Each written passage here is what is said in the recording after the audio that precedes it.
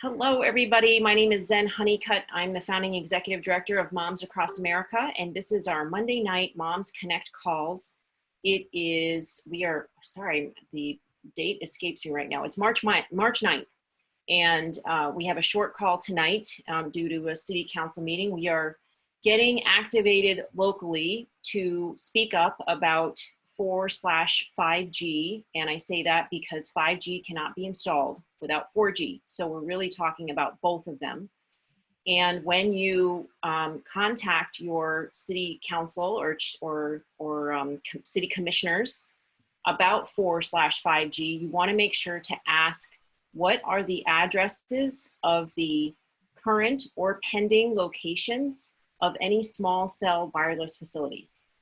Because if you ask where is 5G going to be in my city, they will tell you we have no current plans for 5G, because they don't. Most of them don't have applications for actually 5G. What they're doing is putting up 4G or small cell wireless facilities all over our towns, and just saying it's just for 4G. But then they upgrade later very quietly, right, to 5G. Hoping that you will not notice, and they're hoping that you'll see that, oh, you've already got 5G on your phone, so it's no big deal, right? And that's not the same technology. Yes, they must tell you where these small cell facilities are, and they call them wireless telecommunications facilities. We're calling them SWTFs, and we are and shaking her head. And okay, so I have to get the video on me over here because Anne's just shaking her head. Okay, so we are asking them for where these small cell facilities are, the telecommunication facilities are, and yes, they must tell you, and they give you addresses, and also what they gave me was the agenda packet when I asked for the 2 applicants that had applications, and I only found out a week ahead of time because I went to a Costa Mesa meeting, and then asked, email my city, and they did send me a map of you can see the little yellow dots here, a map of the proposed locations, 15 additional proposed locations. So there's 17 locations in my city that they're talking about, but this is nothing compared to, for instance, San Francisco. So we've got some good news that we're going to cover tonight, but before we get to that, I just want to mention San Francisco because it's very, very important. We have a post on Moms Across America, our Facebook page. These small cells have gone up all over San Francisco, and I'm going to share an image of what that looks like now. And there is one small cell unit. I mean, there's many of them, but this one is right outside of Cheryl Hogan's window. You can see this, and this is what she sees from her bedroom. That's what it looks like. And the problem with this, of course, is 12 feet outside of her bedroom. The interesting thing is that she is the daughter of one of the men who helped invent the microwave radiation chip. And she knows the harm that can come from this. And she brought to her city council reams of scientific studies showing that this would be harmful, begging them to please not put this up outside of her home. They did it anyway, and as now several months have passed by, and now she has a fast-growing tumor in her brain, and she is in the hospital, and she is set to come home, however long that takes, a few days, a few weeks, I don't know. But when she comes home, this small cell facility outside her bedroom will inhibit her healing. There are scientific studies showing that EMFs, which microwave radiation is a part of the category, right, of electromagnetic frequencies. There are scientific studies, and I have them linked in this comment section, scientific studies showing that this impacts the immune system. Here they are right here. So here's the one showing disturbance of the immune system by electromagnetic fields, a potentially underlying cause for cellular damage and tissue repair reduction, which could lead to disease and impairment. And well, not to mention this may have caused her tumor in the first place. It may have caused it. We can't say that it did cause it because a brain tumor might have started before this thing was put in. You can't like pinpoint that exactly. But there are scientific studies. There's one right here showing that microwave radiation can cause brain damage. If she knows how fast it's growing, if they can give her a baseline of how fast this tumor is growing, she can. There is a website where you can literally put in the size of your tumor and the rate of its growth, and it'll tell you when this tumor started. Okay, well, we'll have to make sure. I'll have to find that. Dr. McDougall was talking about that. Yeah, right here, radiation-induced brain damage, right? So this absolutely can happen. There are many people who are now saying that, you know, they died of brain tumors, including Joe Biden's son. He claimed that it was from using a cell phone. There are many people who have had brain tumors, and they say it's related to their cell phones. So this is very serious, and we have on here on this post some phone numbers and emails that we hope that you'll take a minute to email or phone call these people and ask them to please turn the small cell off, not just outside of Cheryl Hogan's apartment, but in all of San Francisco. It would just make sense, because we know that these weaken the immune system.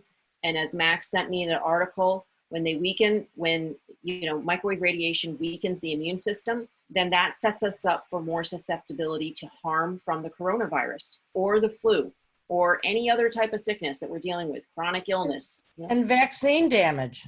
And vaccine damage, right? So if you are being subjected to microwave radiation on a constant basis, and then you go get a vaccine and you're introducing into your body toxins, you know, you're more likely to be impacted by those toxins in the vaccine.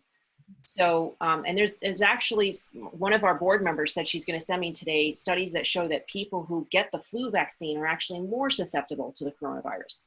Oh, so yeah, you do not want to get that.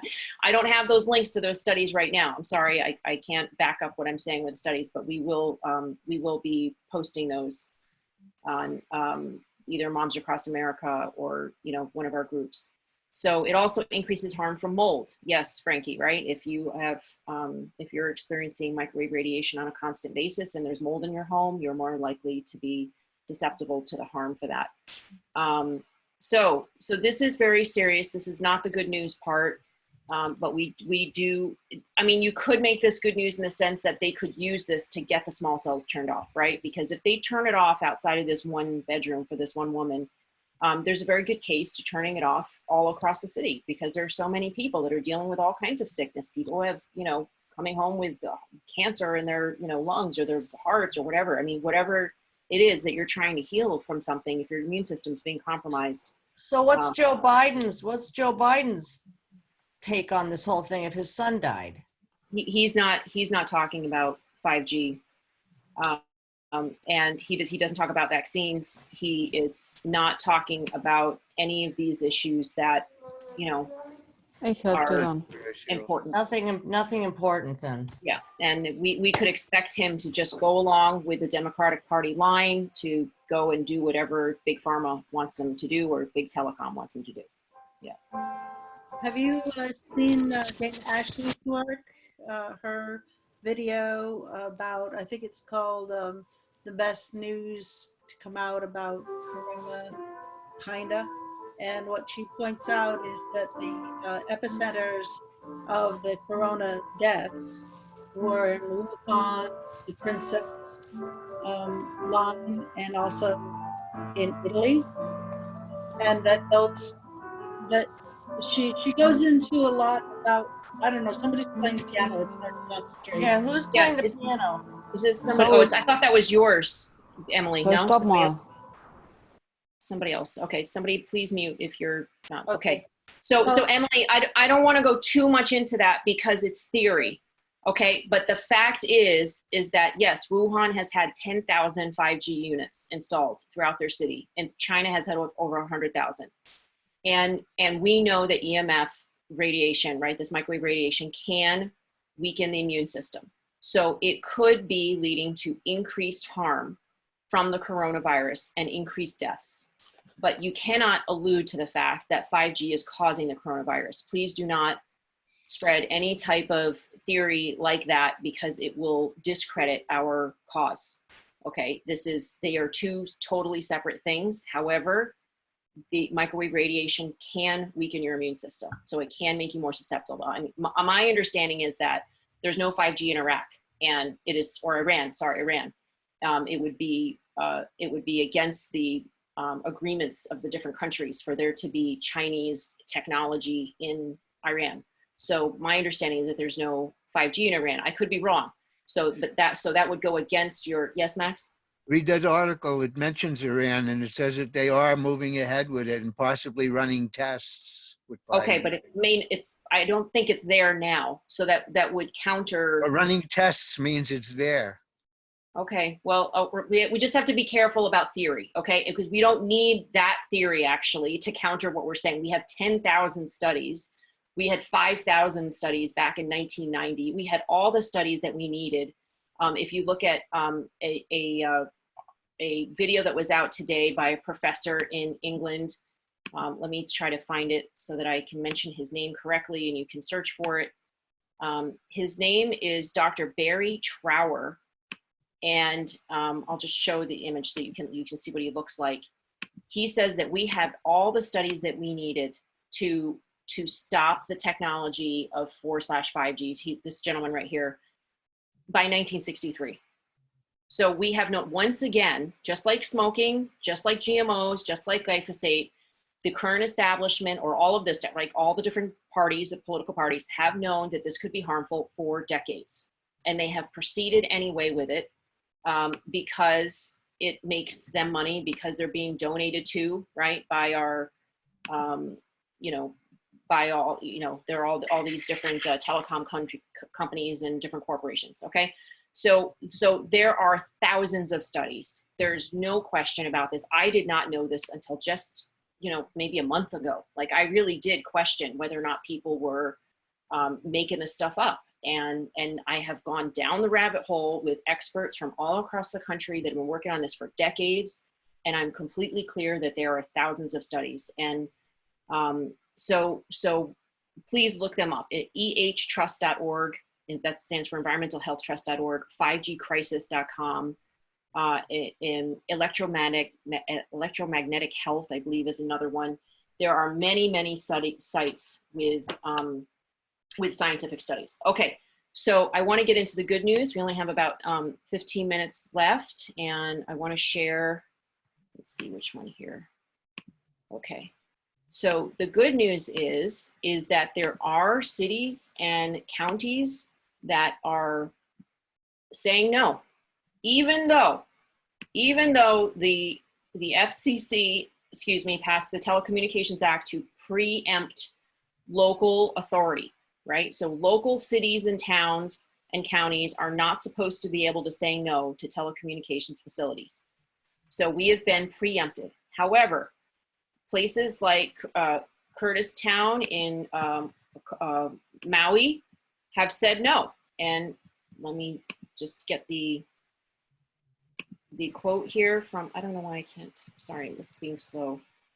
In Kurtistown, Hawaii, they said no, or it was Kauai or Maui, I'm sorry. I'll check on this. I was set up before, but I moved it around. So one of the city council members there said, we need to listen to the public, and I think that today the public is speaking very clearly. The city council is aware that very likely it will be sued, but made the morally correct decision. It is time to say no to no. And if all municipalities will listen to its residents and say no, we will have a chance of stopping the insanity of 5G and demand that this unlawful law will be amended. And what we're talking about is Section 704 of the Telecommunications Act, which took the power from states and municipalities to deny installations of cell towers based on environmental and health considerations. Even though there's evidence, right, to show adverse health conditions. So the good news is that in Hawaii, it's the city council and city of Puna, Hawaii. I don't know why they say Curtis. I don't know why they say Kurtistown here. Maybe it's the same area or something. They have said no. They had two proposed and they said no to them. And this no doesn't mean just no to those two. I believe it means no to further applications. So here is also a list of city, towns, councils and countries that have banned 5G. And I talked about this on my podcast this morning. So if you want to share this information with your family and friends, please share my podcast. It's called Unstoppable with Zen Honeycutt. And I do it at least 4 or 5 times a week every morning. And I talk about the progress that we're making with 5G and what you can do about it. And this one goes through all of the different areas, Brussels, UK, Ireland, Australia, USA, Portland, Italy, Florence, Russia, Netherlands, city in California. They said that this is not a ban, but they need to get permits. Switzerland, District of Columbia, Cyprus, another Switzerland, countries that have banned Huawei. I have to come back to that, the technology. Malta, Ireland, more in the UK, tons in the UK. France is thinking about it. It's not banned yet. Bangladesh. Louisiana became the first state to call for a study on the health impacts of 5G. So you could do that in your state. You could ask your senator or representative, say, hey, will you put forth a bill or a call for a study on the health impacts of 5G? They don't have to say no to it right away, but ask them, will you call for a health study for the impacts on 5G? And which is kind of ridiculous because there are already 10,000 studies. But, if you want to get them to pause things until, there's more information, that's one way to do it. New York introduced a bill to establish a commission to study the health and environmental effects of 5G. That's another way you can go about it. Say, hey, why don't you just start a commission? Ensenada has banned 5G near schools, daycares, and residences. France has a new law banning Wi-Fi in nursery schools. Let's see, Israel's not on here, but Israel has restricted 5G to a very short amount of time in schools, which is also a good option. There are also routers that you can buy from the Netherlands, I believe, or the UK, that actually restrict the amount of time that the Wi-Fi is going out. They automatically restrict it. So that's something else you can look into for your school. Okay, more in England. England is on fire with rejecting 5G. They do not want it. And Ireland as well. So we've got, and then additionally, we have Santa Barbara just said no for now, believe for 90 days. So that is very good. This is from Verizon. And also a town in New Hampshire, the Keene, I think it's Keene City. And yeah, this is Keene City. What's that? It's just Keene. It's 20 just minutes. Keene. And okay, great. Are you from Keene?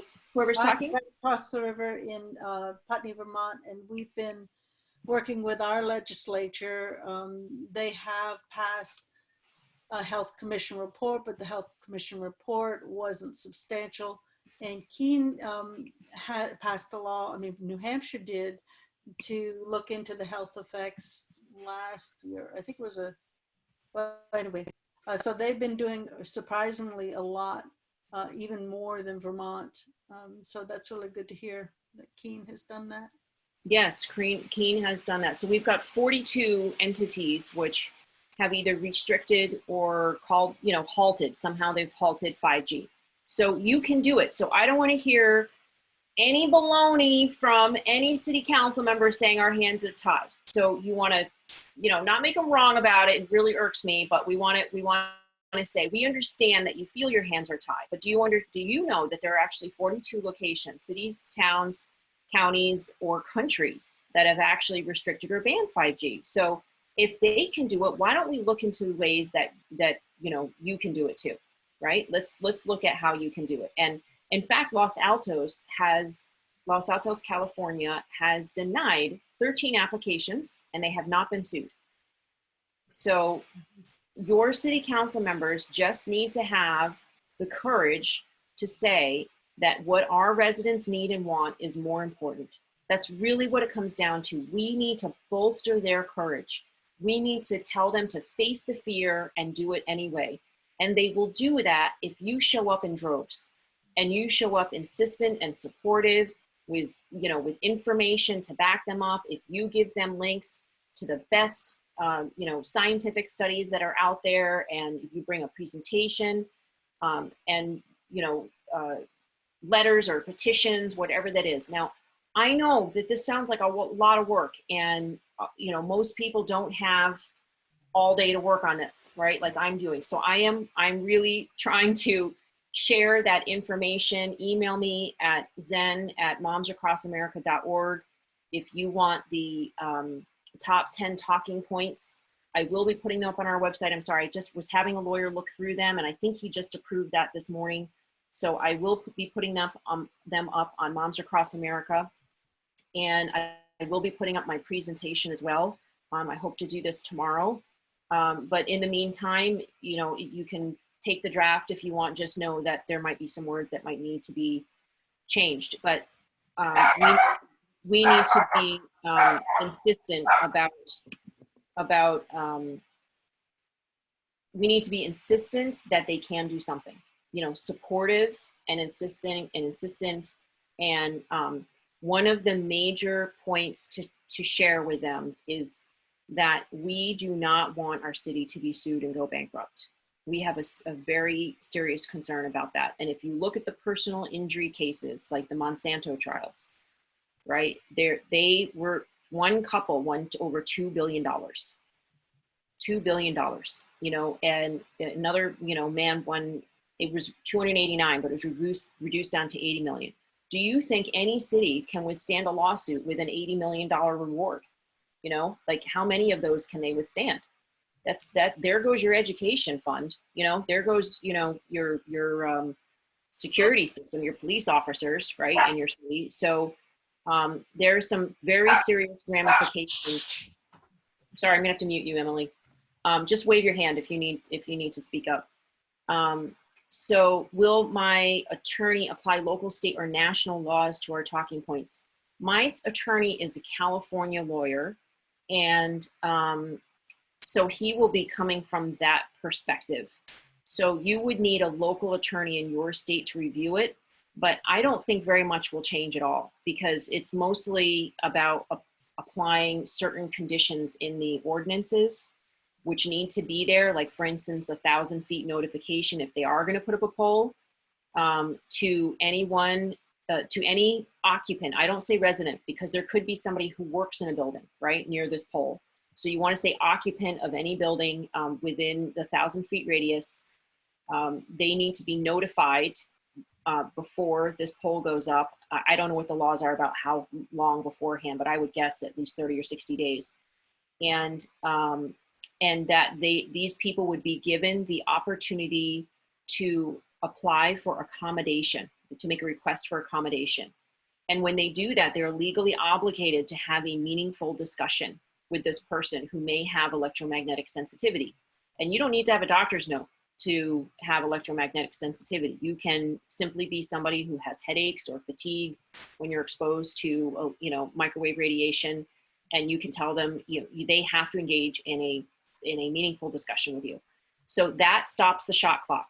And the shot clock is a 90-day time period that begins from when the applicant put in the application to when they have its 90-day time period for the city to consider. And they can only consider the aesthetics and the distance between the poles, right? So that's what they're considering during those 90 days.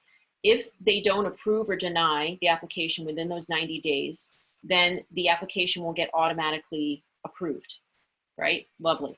So it's pressure for the city council to have to approve these.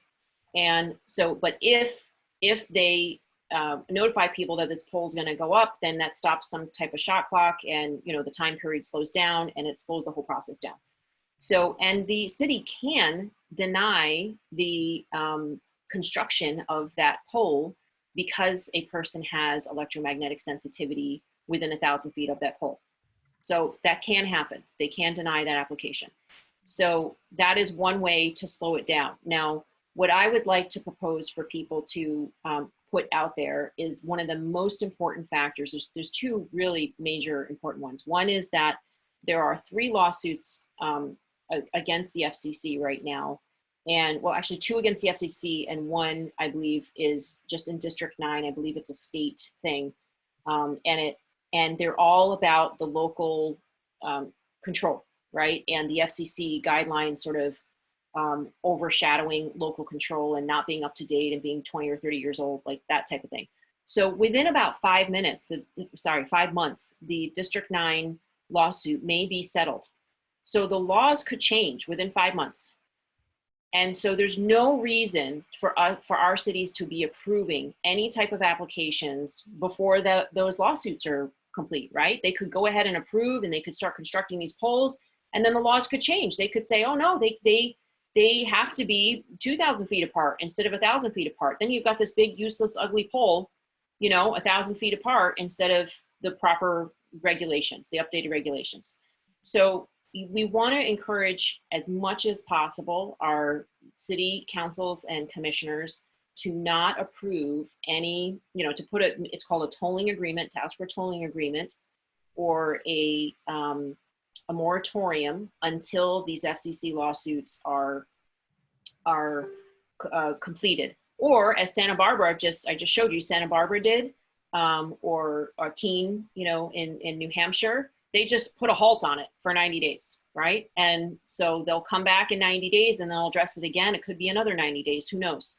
So they can claim grandfather clause to keep the units, but not if you insist that your city include a clause in your ordinance that will void any current or, previous applications or construction pending on, any changes to FCC guidelines or state laws, right? There's a clause in our talking points and in the ordinance that we have in there from the lawyer that says that they must include a clause which will, update the regulations according to the changes in the laws, which would then mean no grandfather clause, right? So if the laws change, then they have to accommodate, they have to, update what they're doing according to that. So, so that's a good question.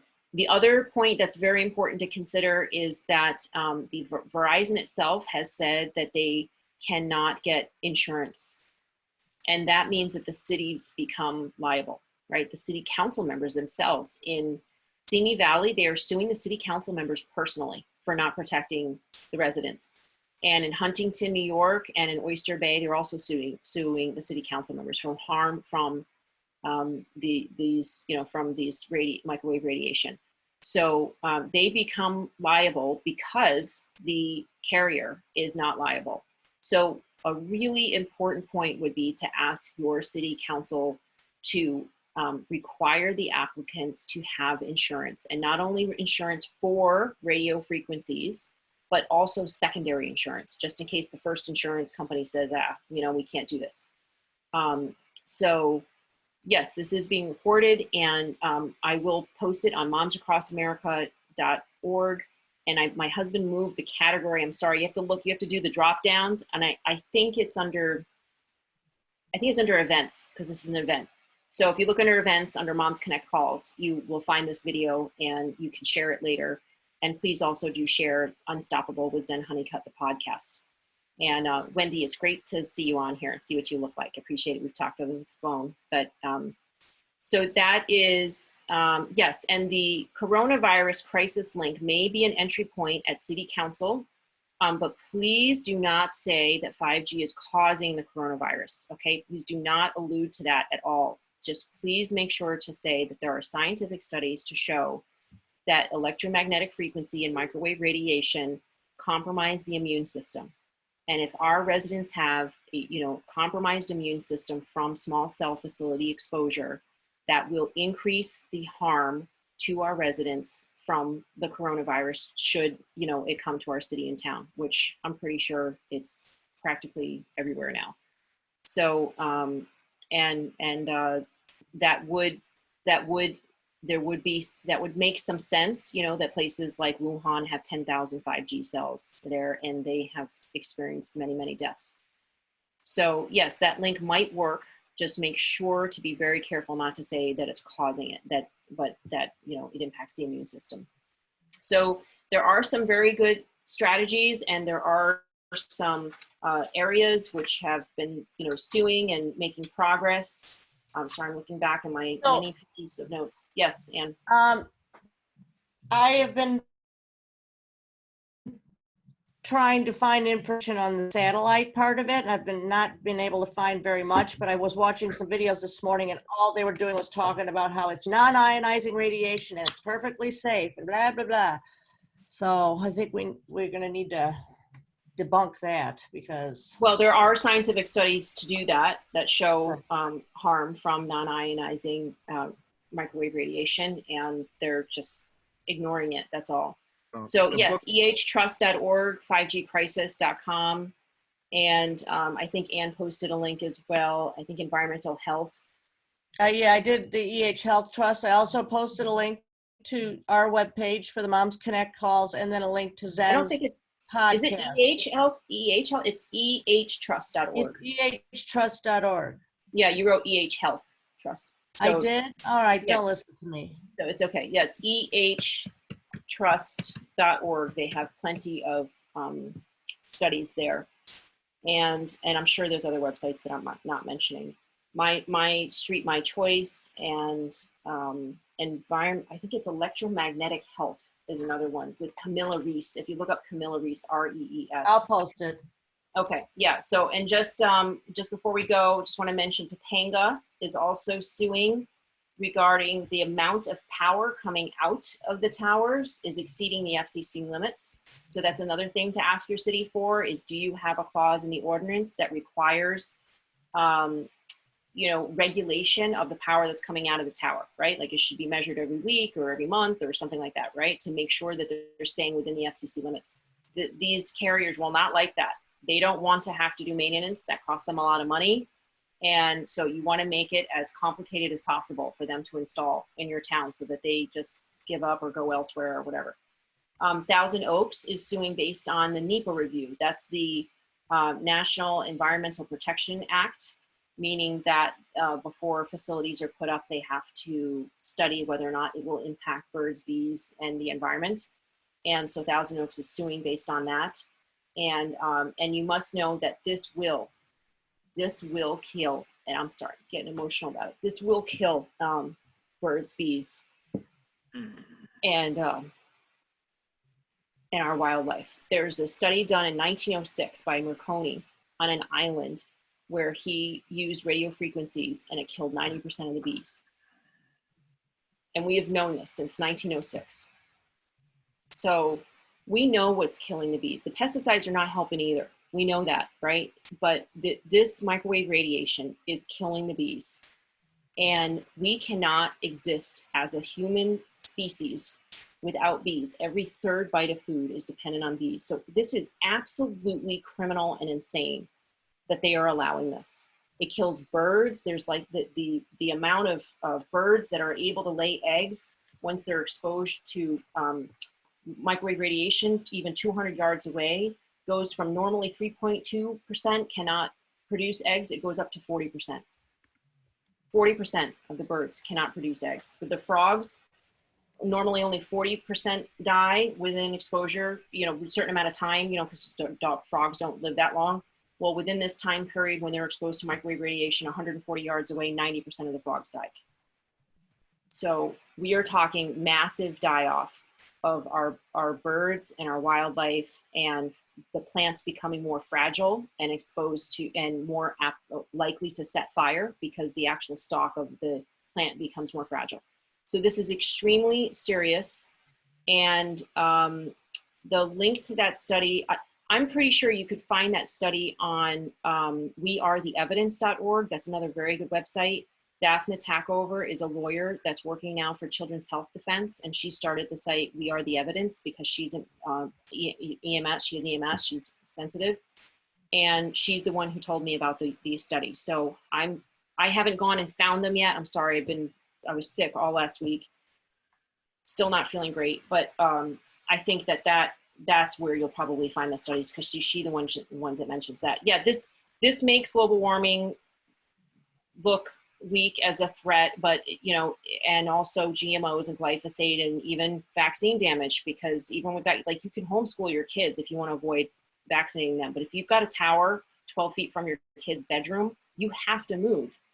But then if you move and you go to another city and they put up another tower there, like, you know, we really cannot run from this. We have to stop it, and we have to stand up for our cities and our towns right now. And we have to say, no, you want any further upgrades, put it underground.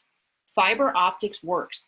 And by the way, the day that a article came out saying that the current administration wants to fund $9.7 billion, they want to do a reverse auction. Here's what they want to do. They want to pay corporations to switch over from this mid-band. There's like low band, mid-band, and high band of energy, right, of frequencies. They auction off our airwaves. And this mid-band, they need people to move off of it so that 5G can take it over, right? They've already sold off the high band, the 5G stuff. So they need corporations, and these are mostly foreign companies, to move off the mid-band. So what are they doing? They're taking $9.7 billion of our taxpayer money, and they're just giving it to these companies. They're paying them off to move away from this, to free up the space. So our taxpayer dollars are going towards 5G. And I'm sorry to be political, but Trump is pushing this all across the country. And Bernie does not want this. He wants underground fiber optics. So we need to consider what these candidates, and Joe is saying nothing about it, nothing. So we really have to consider what these, I mean, it may be too late by the elections. It may already be up in your town. Riverside, their poles are being built right now, right? San Francisco, they're already up. So you've got to find out what's going on in your town. I've got to get off this call right now because I have to get better go to my city council meeting and eat dinner. But this information that I'm talking about right now, it's on my podcast, Unstoppable with Zen Honeycutt. It's not fully updated yet. We will, but it is on ehtrust.org, 5gcrisis.com, wearetheevidence.org, electromagnetic.health.org, you know, all of that. So the information is out there. Melissa, I have to say, Bernie approves of vaccines just like every other candidate out there. He has never said, I will mandate vaccines if I'm elected to office. He has never said that. He has only said that he believes in vaccines. He believes that people should get vaccinated, and that you know, yeah, if the coronavirus vaccine is made, that it should be free. He has said that.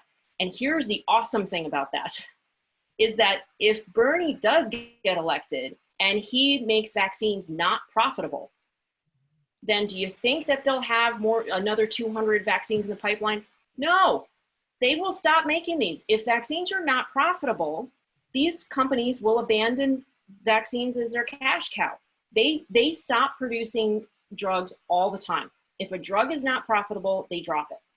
So just consider that the candidate that's going after Big Pharma right now is Bernie. And that's why they're trying to stop him. That's why his own party is trying to stop him, because they don't think he's a Democrat, right? So because he's making decisions for the people. So by free, does that mean the country pays? So by free, he means, first of all, to the people, that they wouldn't be charged through insurance, right? So it would be government funded, which would be taxpayer dollars, but the amount that they could make would be way less. Like they would basically just be covering their costs. And I would say that Bernie is more likely to say our taxpayer dollars are going to go towards college and education than it would go towards Big Pharma. He has already promised to go after Big Pharma's profits. So my bet would be on somebody who wants to go after Big Pharma's profits and who has not taken any donations from Big Pharma. He is not going to he's not going to sit down with Big Pharma and let them write his policies. He's not going to do that. I don't know why, but I think Bernie could be teachable as far as. I believe so, because he's not taking donations. Trump took a $2 million donation from DuPont, and what happened to the chlorpyrifos ban that was in place for 5 years? Like all the companies knew that within 5 years they would have to stop making this product. That ban went out the window the week after he met with DuPont. So I don't care what party somebody's from. If they are taking money from Big Pharma, Big Agri, Big Oil, they're bought. This is really, it's not a party issue for me. I am pissed off at the Democrats just as much as the Republicans. And big tech. Everybody in between. Yeah, and big tech, right? Yeah, so if they are taking money from them, that's a problem. So I just would ask everybody to consider, you know, who's getting money, who are they getting it from, and how is that likely to impinge upon their decision-making for you? So thank you very much for being on tonight and considering these points. I really appreciate it. And yes, it's about corporations. The enemy is not a party. It's the corporations running the parties. That's the problem. Get rid of the lobbyists. Yes, and the lobbyists and the money, but the politician has to stop taking money, from the get-go. That's what has to stop happening. And they're the only ones that can say that they're going to do that or not. So thank you for listening. I appreciate it. By the way, I have Trump supporter friends that I love dearly. Like I would die for them. So this is not a political thing for me. And I understand why many people voted for Trump. He did say that he might do something about vaccines. He's against abortion, right? And I get that people may not ever be able to vote for somebody who is, pro-choice. So those other issues are very serious. I understand that. But I do ask people to consider voting for a candidate that's not taking money from these big corporations, because if we don't, we won't be able to procreate. Like the sperm levels used to be one out of 10. 10 years ago, the viable sperm levels were 1 out of 10 men could donate sperm to a sperm bank. Now it's 1 out of 100. And it has been proven that microwave radiation coming out of a cell phone in a man's pocket reduces their sperm count levels, right? So, there's just things that we have to, and glyphosate, of course, and all that stuff. So please do consider all this, and I appreciate you very, very much. And make sure to, share this when it gets up onto the Moms Across America website. Okay, thanks everybody. Go get them. Thank you guys, appreciate it. Bye-bye.